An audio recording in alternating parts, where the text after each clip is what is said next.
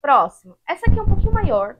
Então eu vou ler o comecinho só para contextualizar, porque, sinceramente, eu acho que eu não vou conseguir explicar isso nas minhas palavras. Então eu vou explicar que tá falando do lugar, como era o lugar que tinha o lugar, e aí a gente vai entrar para a parte sobrenatural, beleza? Começa assim. Norte de Jersey, nas montanhas. A casa da nossa família fazia parte de um sistema ferroviário de mineração. A antiga ferroviária ficava na nossa floresta.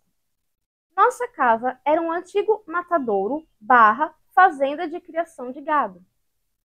Desenterrei crânios e ossos durante toda a minha infância. Aí ele continua, fazendo uma pergunta, como se ele estivesse pensando. As ruínas do antigo matadouro estariam em um campo de sangue? Lá havia um sistema de drenagem para um buraco com muitos ossos. Pelo que eu entendi, eu acho que ele está questionando as coisas sobrenaturais que aconteciam lá, se tem alguma relação com o lugar ter sido um matadouro. O que acontecia no lugar? Ele disse que no quarto dele, quando ele era pequeno, tudo que era brinquedo, coisas aleatórias que ele tinha, assim, prateleira, tudo voava das prateleiras, caía no chão. E um balcão lá que eles colocavam coisas no balcão, essas coisas desapareciam. Não podia deixar nada lá que sumia. Muitas vezes ele sentia alguém sentar na cama ali junto com ele. Super agradável. Sabe, tipo aquele fofinho assim? Aquele peso da pessoa sentando.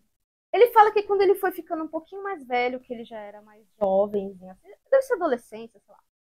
Ele vivia queimando sálvia no quarto, tipo defumação. Sálvia é uma erva que, pra quem não sabe, se usa muito pra limpeza energética, limpeza de ambiente, limpeza espiritual, né? Ele vivia queimando sálvia na esperança de que aquilo expulsasse a coisa que estava presa no quarto dele. Aí ele disse que ele ia lá, defumava, dava uma acalmada, depois começava tudo de novo.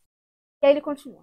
Certa vez, meus pais reformaram a casa e encontraram um monte de ossos de animais enterrados na fundação. E por fundação, quero dizer uma pilha de terra com madeira em cima. A casa foi construída em cima de um monte de ossada. Até onde se sabe, são ossos de animais, certo? Teve uma época que ele achou que tinha parado, que ele não estava mais sentindo presença no quarto, sentando na cama, parou de cair as coisas. Ele falou, agora vai. Depois voltou de novo. Só que ele sentia que era outra presença, como se os fantasmas estivessem fazendo revezamento. Um resolveu ir embora, veio o outro. E aí teve uma época, você viu que ele passou muito tempo da vida dele nessa casa. Teve uma época que ele saiu. Não sei se ele foi estudar, se ele morou um tempo fora. E aí depois ele voltou. Depois que ele voltou, ele diz que algumas vezes por semana ele ouvia a porta pesada abrir e fechar. Abrir e fechar, com a porta pesada, bem pesada. E que, sinceramente, não era possível que fosse o vento. E a porta, de qualquer forma, era muito pesada. Pra ser o vento, tinha que ser uma ventania, né? E as portas abriam e fechavam como se alguém estivesse entrando e saindo. Aleatório. Além disso, várias vezes ele ouvia como se fossem botas pesadas descendo a escada. E aí aquilo, ele escuta, oi pai, é você? Aí óbvio, ele olha pela janela, olha pra garagem e não tem ninguém.